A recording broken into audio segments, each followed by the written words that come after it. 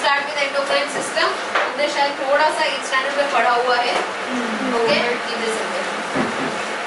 So at least we are aware that endocrine system is one of the organ system in our body, and there are endocrine glands that make up this system. ठीक है? But उसके पहले तुमको पता होना चाहिए what this word glands mean. Glands basically means a group of cell. It's like a little organ. We don't say it as organ. Organ अलग होता है, gland अलग होता है. So it is basically a group of cell that secretes a chemical called as hormone. बात आ रही है समझ में? मैं ब्यूटी छोड़ दूंगी तुम्हारी अगर तुमको नहीं समझ में आया. ठीक है? It's a good day. Make it good. मैंने क्या बोला? Organ और glands अलग अलग होता है. Okay? Organ is very much complex. The glands are basically group of cell, a little of lobe that will secrete a chemical called as hormone. तो ये अगर तुम देख पा रहे हो, this is the thyroid gland. We always say thyroid gland and not thyroid organ. फर्क समझ आ रहा है? अगर organ का एग्जाम्पल लेना तो मैं बोलती हूँ stomach, intestine, heart, all of these are organ. But if I talk about thyroid, pituitary, they're called as glands for a reason. Okay? So in general, the glands are of two types. We have endocrine and we have exocrine. शायद होगा या नहीं होगा? होगा. So gland is basically group of cells. यहाँ organ लिखा है that secretes a chemical substance for use in our body or for discharge into surrounding. There are two types of glands majorly, and they are endocrine and exocrine. Our chapter says endocrine glands या endocrine system. तो हमको ज़्यादातर पढ़ना है endocrine, पर तुमको दोनों पता होना चाहिए. The basic difference between endo and exo is endocrine will have no ducts, exocrine will have ducts. What do you understand by the word ducts? A tubular structure or a pipe or passage. ठीक है? So if at all the organ is here, ठीक है, sorry, the gland is here, the target organ is here, तो यहाँ से यहाँ secretion लेके आने में there is a duct needed, that is called as duct. अगर तुमने AC देखा होगा ना पहले के टाइम में, ये वाला AC देखोगे तो उसका duct पीछे से जाता है ना? तो duct क्या करता है? कुछ ना कुछ carry करता है. So in exocrine, in the case of exocrine gland में एक duct होता है जो उसका secretion carry करके लेके जाएगा. I'll give you one classic example to remember. Till date I remember the same example. The example is salivary glands. Your salivary glands are where? You have your salivary glands here, below the ear. कैसे उसको locate करोगे? Below the ear ये level आता है, आगे से ये यहाँ. So your gland is here, one, और उसका pair इधर. So the one pair is here, and the second pair is here, 1 and 2. और एक है जो है तुम्हारे tongue के नीचे. So if you lift up your tongue a little, looking in front of mirror, you lift up your tongue, roll your tongue a little, you'll see a puddle of saliva over there. Why? Because there's salivary gland.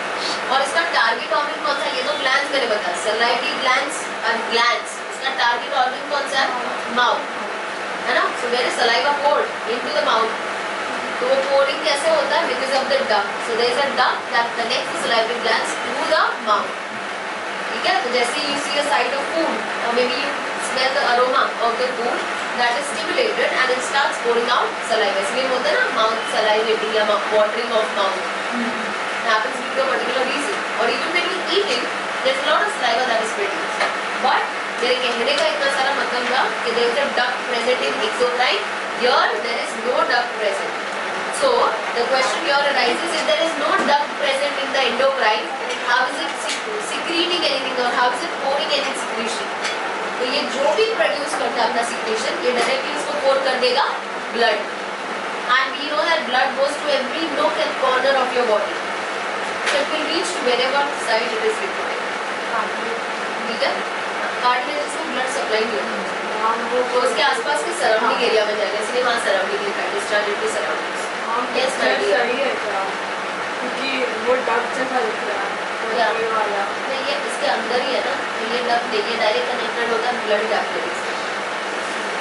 समझ आ? Okay. और तुम्हारे पास और एक कुछ लिखा हुआ है जो लिखा है heterocrine gland. Heterocrine glands are basically the glands that will serve as endocrine also or exocrine also. Dual action. तो इसके लिए इसको dual gland भी बोला जाता है. In some reference book it might be written as dual gland. In some it is written as heterocrine gland. The classic example for this is pancreas. Your pancreas can work as endocrine also and your pancreas work as exocrine also. Ninth standard में digestive system पढ़ा था, उसमें pancreatic juice थे पता, जो digestive system में काम कर रहे थे, मतलब those pancreas were working as exocrine in digestive system and the pancreas are also working in the endocrine system while they are secreting some other hormones. ठीक है? I am not confusing you. मैंने अब तक सिर्फ क्या बोला है तुमको? That what are glands?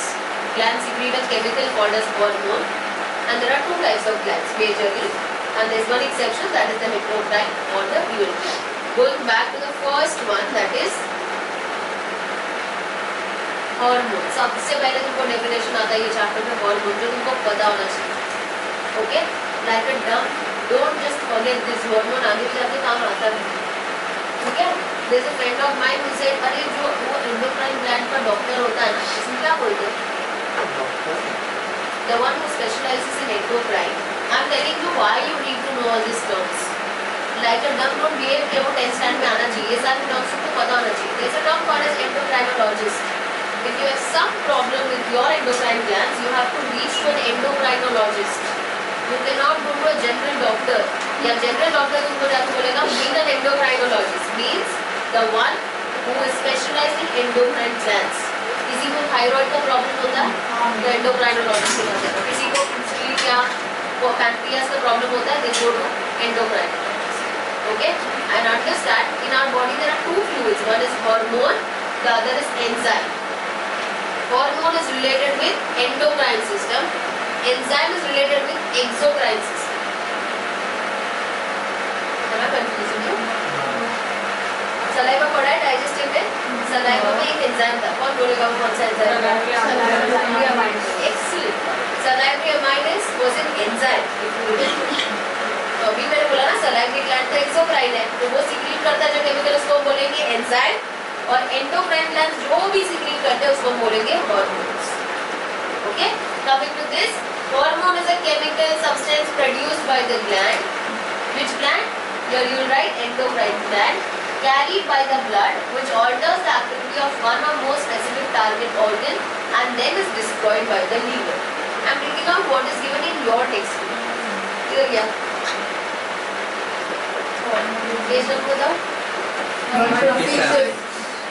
160. 156. Okay, I'm reading out what is given in your textbook. Hormone is a secretion from glandular part of the body which is poured directly into the blood, which acts on the targeted organs or the cell of same individual, bringing about coordination between distinct parts. मुझे इसमें से तुमसे क्या चाहिए? I want the keywords such as endocrine glands. I want the phrase that directly poured into the blood, and I want the last phrase that is brings about coordination in the parts of the body. इसके अलावा अगर थोड़ा मसाला इधर उधर कर दिया तुमने तो भी चलेगा. But these are the phrases that we need. हाँ, it is chemical secreted by endocrine. तुमको glandular part दिया है, but in both endocrine glands is also accepted. Next is directly poured into blood. और लास्ट में आता है coordination which brings coordination between the parts of the body. ठीक है, आई बात समझ में? Okay, is this understood? Yes. Okay, I guess we have missed a little part. तो हम सिर्फ उसके बारे में बात करेंगे. हाँ, so we have something called as hormonal and chemical coordination. अब ये ना इंडिविजुअल में हमको ऐसा लगता है हार्मोन्स एंड नर्वस सिस्टम. जब वर्ड आता है ना कोऑर्डिनेशन, तुमने 7th 8th तक पढ़ा होगा केमिकल कोऑर्डिनेशन या coordination in the nervous system. Coordination में हम बहुत कंफ्यूज हो जाते हैं. Either the nervous system and the endocrine system is very much. What are you dropping so much? I don't understand what are dancing about over there. Pick it up at once. Mom can be out yes, you may only one point. ठीक है, या तो Douglas आएगा या तो उसका secretion आएगा. Secretion में क्या लिखोगे? Enzymes and hormones. ठीक है, alright. So we are always confused कि नर्वस सिस्टम और एंडोक्राइन सिस्टम सेम है. वो सेम नहीं है, वो दो अलग अलग सिस्टम है. दो अलग अलग सिस्टम है. तो होना चाहिए था इसका मैंने सब लेजर मार दिया. सुनो मैं क्या बोल रही हूँ. Nervous system and endocrine system दोनों coordination लाते हैं, but there are different type of coordination. Nervous system will bring different coordination and endocrine brings different coordination. इसको हम बोलते हैं chemical coordination. Okay? किसी को अगर नहीं समझ में आता ना नर्वस सिस्टम क्या है, तो तुमको याद रखना है ये इलेक्ट्रिक इम्पल्स सेंड करता है, इट्स लाइक करंट्स, है ना, ये करंट सिस्टम सेंड करता है और ये केमिकल से चलता है, बट दोनों कोऑर्डिनेशन लाते हैं अपनी बॉडी, ठीक है? Okay, what detects the change? यहाँ पे सेंसरी रिसेप्टर्स होते हैं और यहाँ पे क्या होता है? The brain and the bloodstream via the glands that are there. Next is what is the messenger over here? मैंने बोला electric impulse होता है, there is a current. We don't say current, we say electrical impulse. Next is यहाँ पे होता है hormones. How is it carried?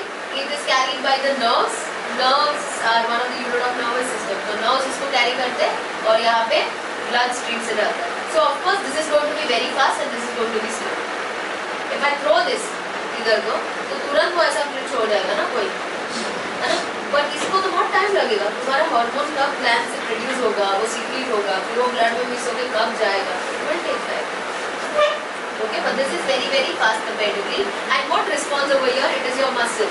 Right now if I throw this book, या तो तुम मेरे सामने कुछ फेंकोगे और या तो खुद को बचाओ, but your muscles are working in this case. And here it is one of the more organs that are there in your body, and a complete organism is going to change your life. Hormones इस तरह से काम करते हैं. We always say ना hormones are very much active during adolescence. इसलिए इतना बड़ा change देखने मिलता है ना.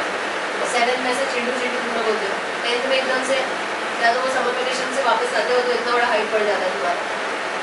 Why? Because hormones will give a significant change, but it might take a little of time. Yes, ma'am. उसका आएगा. हाँ. Difference इनको दिया हुआ है. Please go to that table. We are reading the whole table. Very important. Page number 150. What? 6. Hormonal control and nervous control.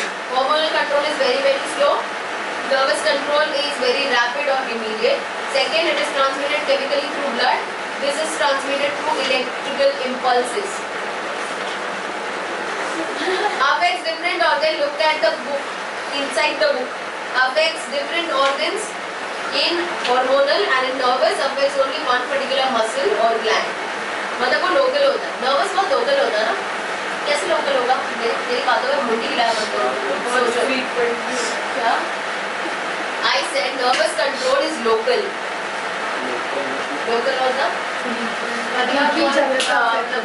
ऐसे होता रहता है. हर रोज होता है. अरे लोकल का मतलब कौन ऐसा बोलता है कि हर रोज होता है? लोकल मतलब I'll tell you something. If there is something that is hot kept over here, and if I accidentally touch one finger on my hand, what will I withdraw? I will withdraw that hand, ना? कि मैं यहाँ से कूदता हूँ.